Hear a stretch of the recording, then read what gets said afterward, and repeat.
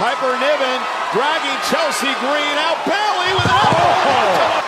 That was nasty. Chelsea driving Bailey into the barricade. Get in the ring, Chelsea. You can get, count outs. And Engler, the official, now counting. Count of 7 now. Green could win. To get back into the ring. Green meets Green. Unpretty her. Oh my God, Chelsea does it. She's going to the finals.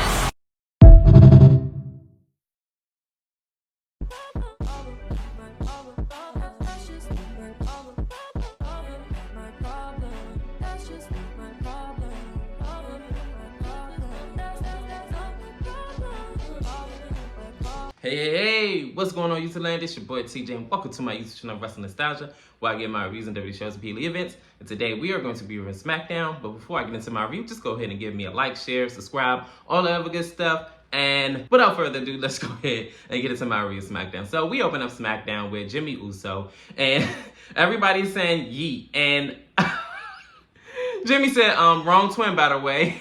I was like, yeah, y'all was supposed to say no, yeet, but hey, whatever. Wrong person. So he wound up saying that basically he got hurt at Survivor Series War Games, and he says that even though we all are family, we don't get along, I'm proud of everybody, even Solo. Yeah, I know y'all born. I ain't saying that I like him in particularly right now and the decisions that he be making, but I'm proud of him. He come a long way, and he said that everybody keep asking me, oh, what do I have in store for next year? What do I have, you know, my goals, my plans, and da-da-da-da. He said, to be honest with you, I don't know, but just go ahead and be patient with me and join me in this ride, because who knows, I may go after the U.S. Championship. Why not just shoot for the stars? I could go for the WWE Championship. Just wait and see. So he wound up dropping the mic and, you know, taking a bow and all that other good stuff. Then this is when, out of nowhere, right on brand, Drew McIntyre winds up doing the Claymore and lays him out. And this is where the segment ends with the officials and Nick Atlas saying, hey, get out of here, get out of here, get out of here. And he is berating him all the way. And all Drew is doing is just laughing. And I don't know what's about to happen. I don't understand what Drew's motive to do this from. Definitely he has a matchup this Saturday. You don't need any more enemies coming into your match. But nonetheless, we're going to have to wait and see what's going to happen at Saturday night's main event with Drew McIntyre and Sami Zayn and how that's going to turn out. And all I have to say is I think it's going to be a lot of interferences.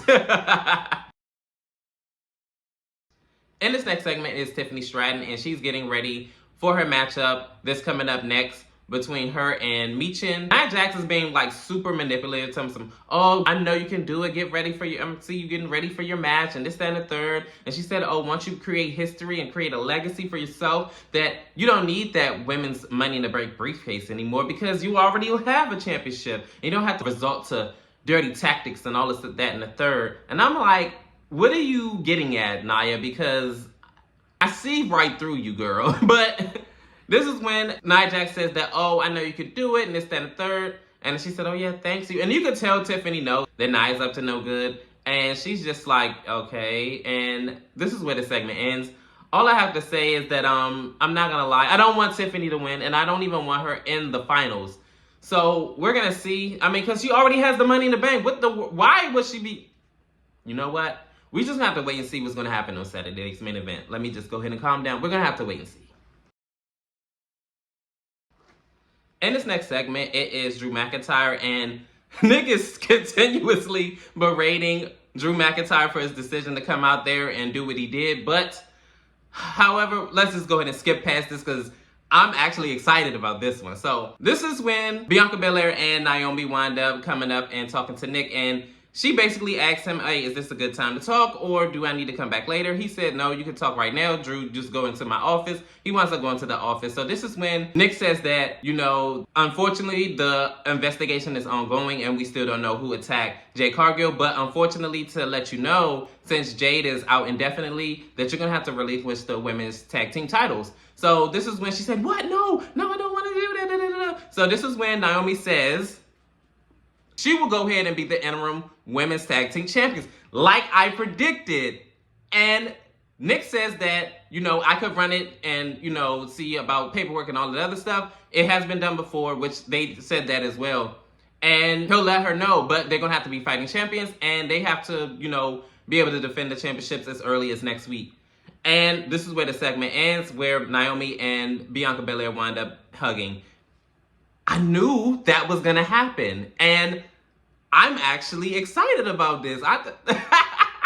Call me Tigro Thomas, okay? Because I called it in my previous video in the new Big Three theory. So if I am correct, Naomi is going to turn heel pretty soon. But enough about that. This is where the segment ends. We're just going to have to wait and see what's going to happen in the upcoming weeks and how everything is going to pan out. But I'm actually excited about this. And if Naomi's going heel, they're doing a good job so far. In our first matchup, it is a Women's United States qualifier match.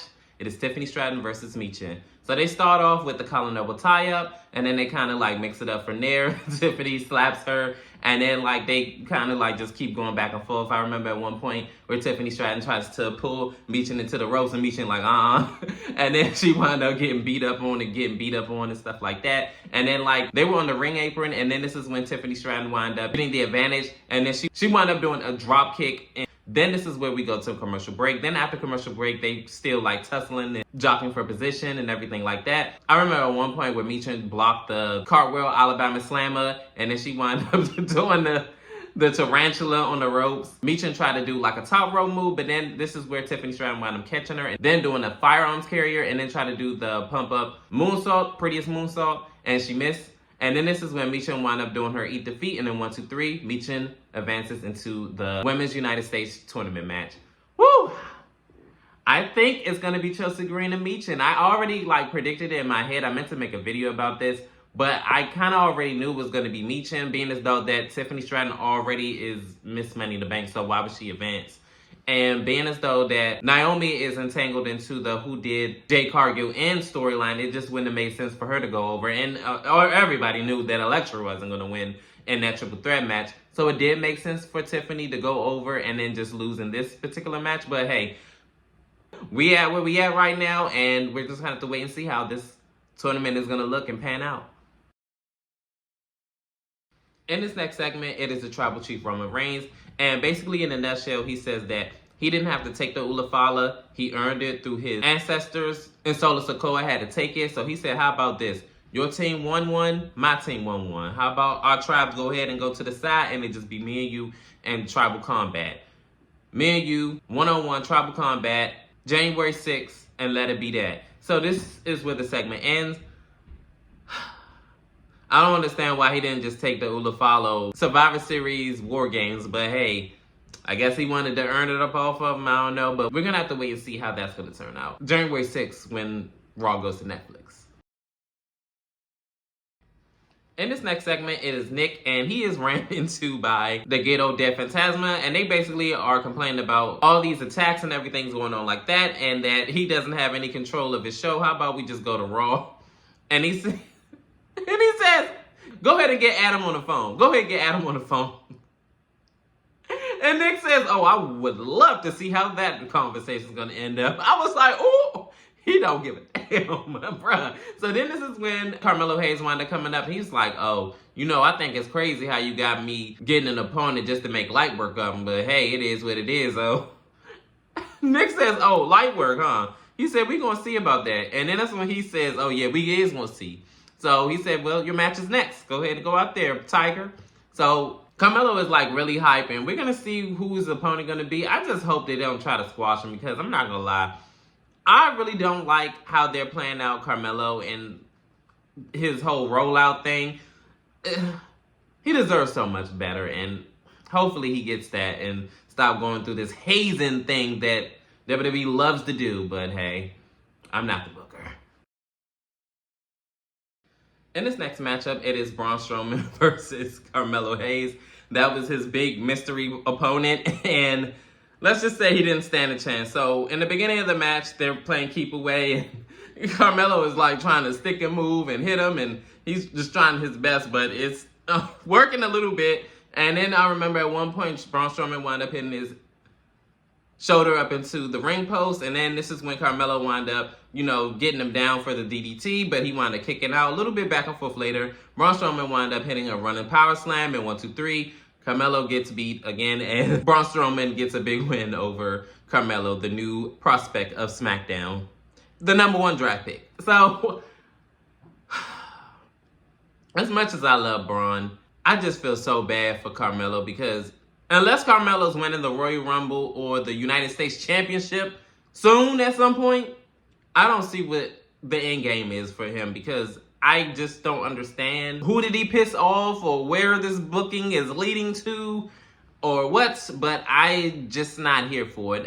Unless he's about to win the Money in the Bank briefcase or something big dramatically changed with his booking, it just looked like he getting hazed for nothing, or he pissed somebody off backstage or something. Like, I don't know, but I don't like it for him. In this next segment, it is LA Knight, and he basically says that I didn't get involved into the Bloodline storyline for a reason, that whole mess, because that had nothing to do with me, and I don't care about no Ula Fala or anything else, and whether Solo forgets it or wears it or not, he has a match against me, and he has to go one-on-one. That's what he has to contend with. My foot up his fat. I was like, oh gosh.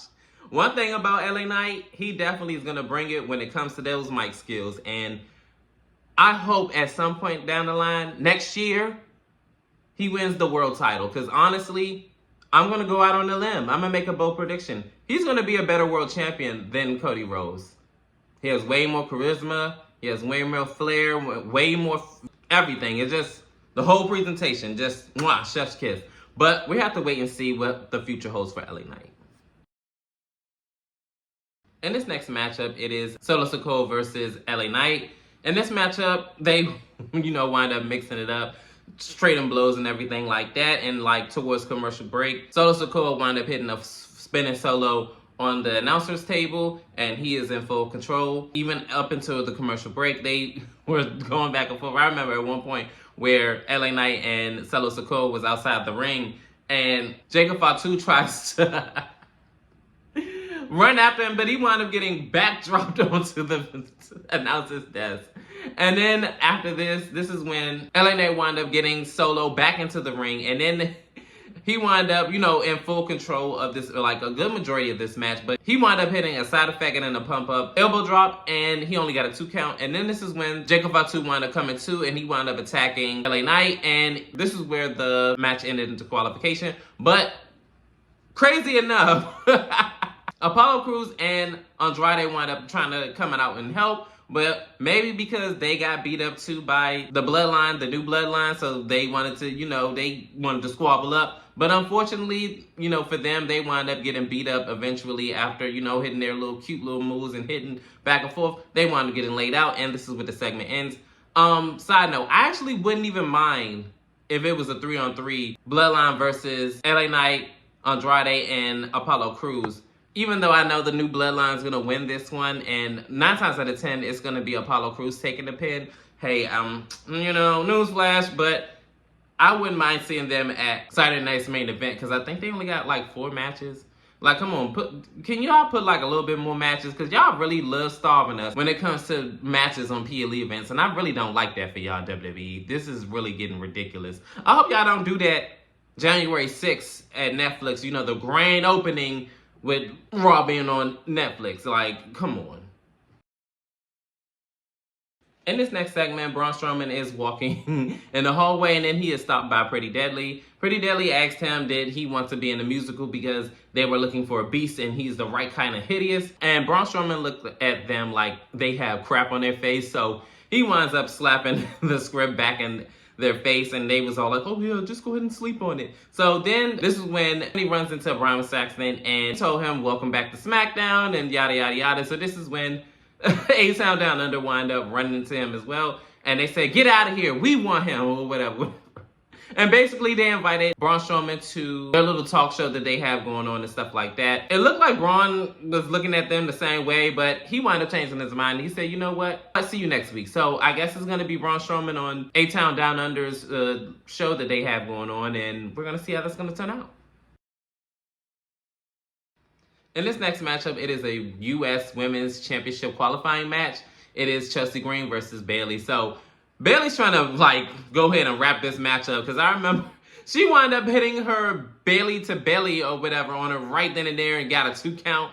And then I remember she kept trying to roll her up. And then this is when Chelsea just got out of there and was like, what's going on here? I wasn't even ready. Like, what's going on? So Bailey winds up trying to get her, and like they're just going back and forth from here. Then we go to commercial break. After commercial break, they're like still like battling back and forth. I remember at one point where Bailey looked like she was about to go ahead and wrap this match up, and she was gonna go ahead and hit her big elbow, but Piper Niven wound up getting hit with a big elbow drop while she was like this, and she hit it on her back. And then this is when Chelsea Green wound up throwing Bailey over the barricade, and then this is when she gets into the ring and wanted a count out, and she was just like, hurry up and count now! Like, she really wants to just go ahead and just wrap this up. But anyways, Bailey winds up getting back in the ring to break the count, but she wound up running right into a big knee, and then Chelsea Green wound up hitting the Pretty Her, and 1, 2, 3, she advances into the Women's United States Championship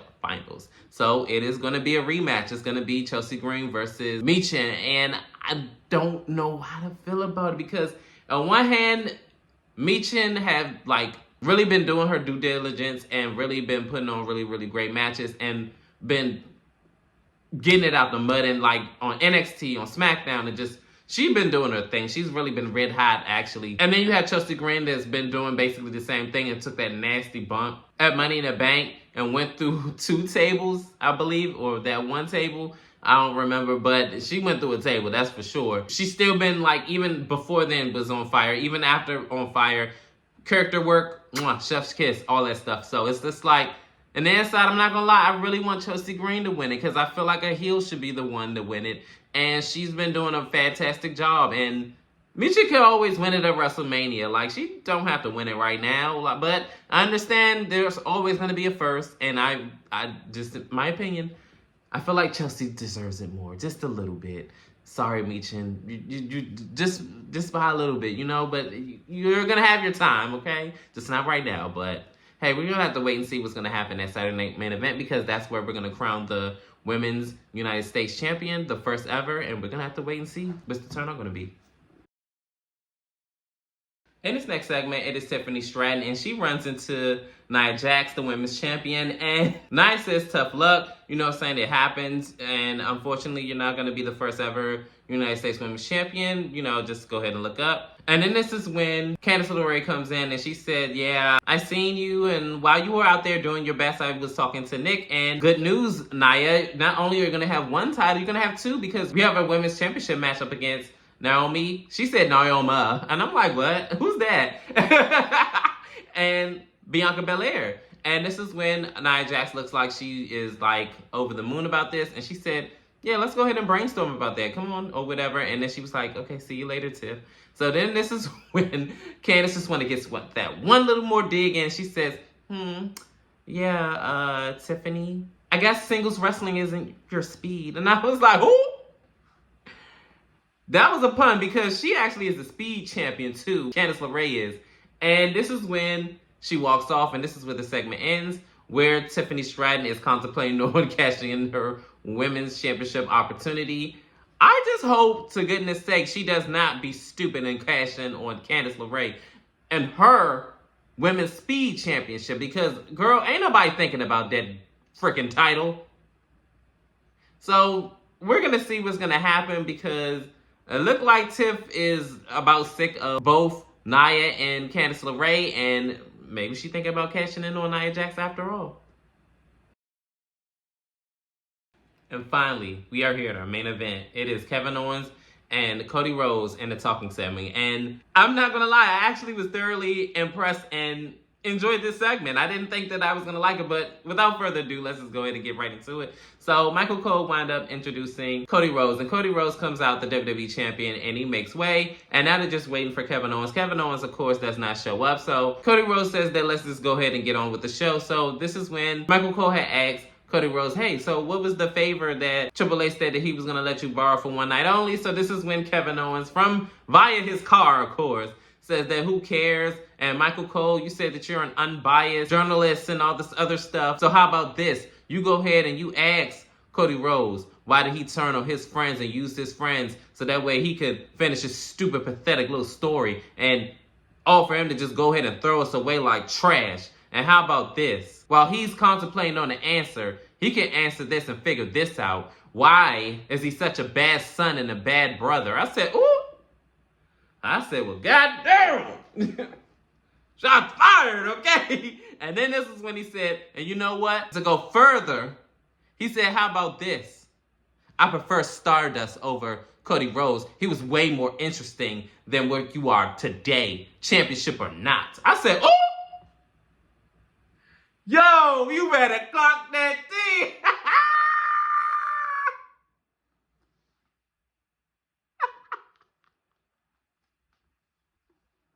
Because why was he telling facts like that, my man? Yo.